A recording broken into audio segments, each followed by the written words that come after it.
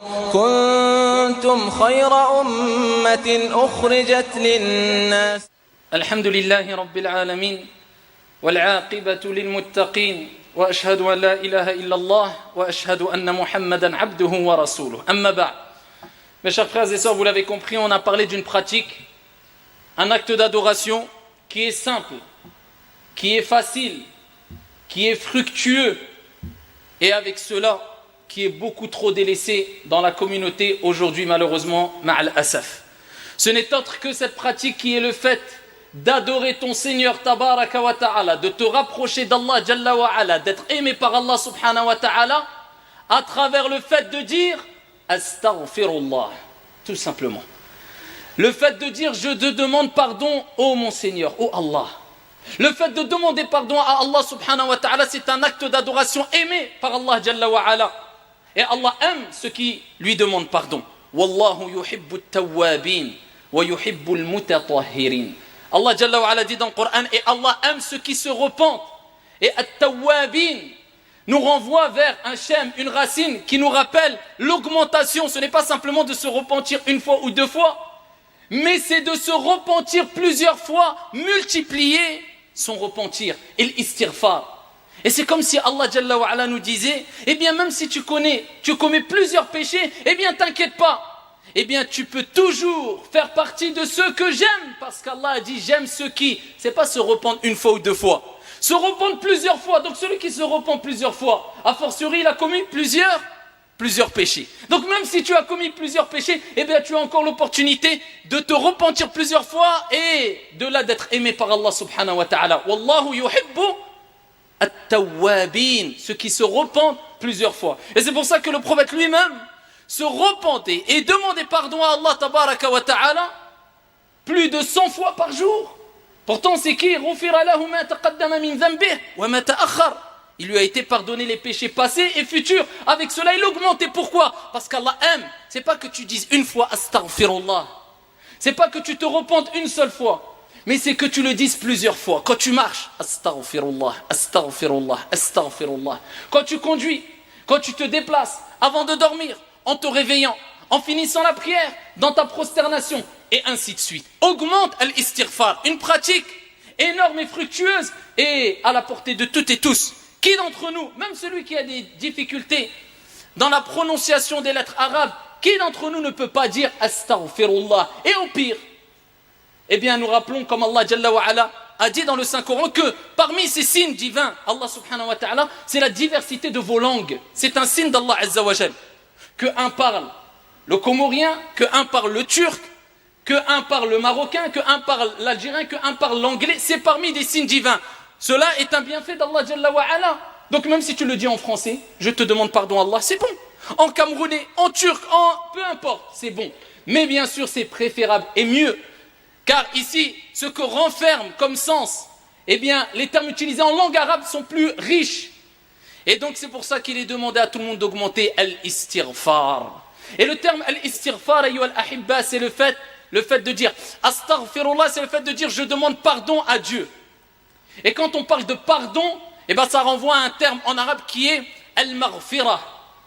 Et al-maghfira, ma'khouda, hadhihi al-kalima ma'khouda, elle est déclinée d'un autre terme qui est al-mighfar. Et al-mighfar, eh bien c'est alladhi yughatti bihi al-insan ala ra'sahu fi al-qital.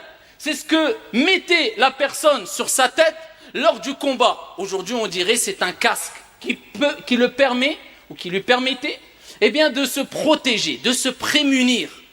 Et pourquoi ce terme est décliné du terme qui est al-mighfar, donc al-maghfira est décliné de ce terme al-mighfar, parce que la demande de pardon, le fait de demander pardon à Dieu, al-maghfira, eh bien, c'est une protection, c'est une préservation. De quoi? Pas des flèches, mais des péchés, et du châtiment éventuel divin d'Allah subhanahu wa ta'ala au jour de la résurrection. Donc à travers l'istighfar, tu te prémunis, tu te préserves des péchés et du châtiment d'Allah Jalla fi'ula au jour de la résurrection. Donc il est important de savoir que l'istighfar c'est une protection. Donc plus tu dis astaghfirullah, plus tu te protèges et tu te prémunis des péchés et du châtiment, ya Abdallah. Et bien sûr l'istighfar a de nombreux bienfaits. Et parmi ces bienfaits, eh bien, on peut citer un récit assez connu du grand ascète, du grand pieux prédécesseur Al-Hassan al-Basri, rahimahullah ta'ala, lorsque 3 hommes différents sont venus l'interroger. 3 personnes différentes sont venues l'interroger. Une première personne a dit, ya imam, il est venu lui poser une question. Il lui a dit, mon jardin, eh bien, est touché par la sécheresse. Que dois-je faire? Il lui dit, implore le pardon d'Allah tabaraka wa ta'ala. Dis, astaghfirullah. On a bien compris, pas qu'une fois, pas 2 fois. Mais plus tu vas l'augmenter, et plus cela te sera bénéfique. Et vous voyez, un terme qui nous paraît simple et court, mais renferme d'énormes trésors. Et ça, c'est la richesse de l'islam et la richesse aussi de la langue arabe. Eh bien, ici, il lui dit, eh bien, augmente le pardon, la demande de pardon à Allah tabaraka wa ta'ala. Dis, astaghfirullah. Khalas. Un deuxième est venu le voir. Il lui a dit, ya imam, je n'ai pas d'enfant. Il est touché par ce qu'on appelle aujourd'hui la stérilité. Je n'ai pas d'enfant. Que dois-je faire? Il lui dit, implore le pardon d'Allah Jalla wa ala. Augmente al-istighfar, le fait de dire astaghfirullah. Repends-toi auprès d'Allah Azza wa Jalla, demande pardon. Un troisième est venu le voir. Et lui a dit, ya imam, il dit, je suis touché par al-faqr, la pauvreté. Il lui a dit, implore le pardon d'Allah Azza wa Jalla. Demande pardon à Allah subhanahu wa ta'ala. Une personne qui était en présence de Al-Hassan al-Basri a dit, ya imam, comment cela se fait-il que aux 3 personnes qui sont venues avec 3 situations différentes, tu leur as donné la même et unique réponse? Eh bien, il lui a répondu tout simplement en disant, car je ne vais pas au-delà du Coran. Car Allah subhanahu wa ta'ala a dit dans le Coran al-Karim, فَقُلْتُ اسْتَغْفِرُوا رَبَّكُمْ إِنَّهُ كَانَ غَفَّارًا حِكَايَةً عَنْ نُوح alayhi salam. En parlant et en citant ici la situation de Nuh alayhi salam qui lui a dit, et j'ai dit, فَقُلْتُ اسْتَغْفِرُوا, implorez le pardon d'Allah Jalla wa ala, c'est le grand pardonneur. Et quelles sont les conséquences après le fait d'implorer le pardon d'Allah Azza wa Jalla? Allah le cite dans le Coran al-Karim, yursilis samaa alaykum midrara. Il fera descendre du ciel sur vous des pluies abondantes. Ah, réponse au premier qui a dit, mon jardin est touché par la sécheresse. Yursilis samaa alaykum midrara wa yumdidukum bi amwalin. Et ensuite Allah Jalla wa ala dit, et il nous rappelle après l'istighfar, qu'est-ce qu'il y aura? Non seulement il y aura la pluie, et Allah tabaraka wa ta'ala vous comblera de biens, d'argent et de biens de façon générale, et d'enfants. Donc on a la réponse à celui qui a été touché par la pauvreté, les biens, et la réponse à celui qui lui a dit, ya imam, je n'ai pas d'enfant, touché par la stérilité. Et donc on voit ici que l'istighfar nous apporte, eh bien, la richesse, par la permission d'Allah Jalla wa ala, provoque eh bien le rizq, la subsistance venant d'Allah subhanahu wa ta'ala, les pluies abondantes, et te permet à toi, mon frère ou toi, ma soeur, si tu es touché par la stérilité, eh bien qu'Allah Jalla wa ala, s'il en décide ainsi, de par cette cause, eh bien Allah subhanahu wa ta'ala t'accordera sûrement un enfant par la cause de l'istighfar si à la base tu étais stérile.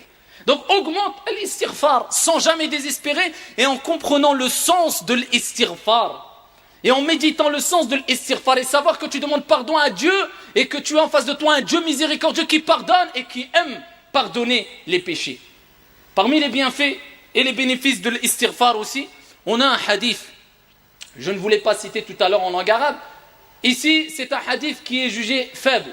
Il est rapporté par Ibn Majah, il est rapporté par Abu Daoud, il est rapporté par l'imam Ahmad fi Musnadih, jugé faible par certains gens du hadith et bon par d'autres gens du hadith. Mais même si on prend en considération qu'il est jugé faible, ça ne veut pas dire qu'il est maoudou, ou bien qu'il est chèvre, qu'il est marginal, ou qu'il est faux, ou qu'il...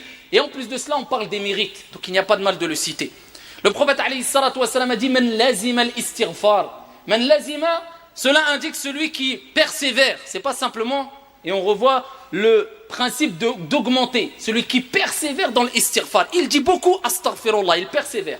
Man lazima, celui qui persévère dans l'istighfar, eh bien Allah subhanahu wa ta'ala, il va faire qu'il aura une issue favorable à chaque situation difficile. Ja'alahu Allahu li kulli dhiqin makhraja wa min kulli hammin faraja. Et à chaque problème, inquiétude, eh bien ici, une issue favorable, une délivrance. Et Allah subhanahu wa ta'ala lui donnera sa subsistance d'où il ne s'attend pas. Donc on voit ici à travers ce hadith que, à travers l'istighfar, Allah azza wa jal te délivre des difficultés. Allah subhanahu wa ta'ala, eh bien, ici, fait disparaître les soucis et les tristesses, les angoisses que tu peux avoir. Et Allah tabaraka wa ta'ala t'accorde ta subsistance, ton risque, كما قال عليه الصلاة والسلام, من حيث لا يحتسب, d'où il ne s'attend même pas. Parmi les mérites encore de l'istighfar, eh bien, on a un hadith rapporté par Ibn Majah wa ghayru bi sanadin hasan, où le prophète alayhi afdalus salati wa azkat taslima dit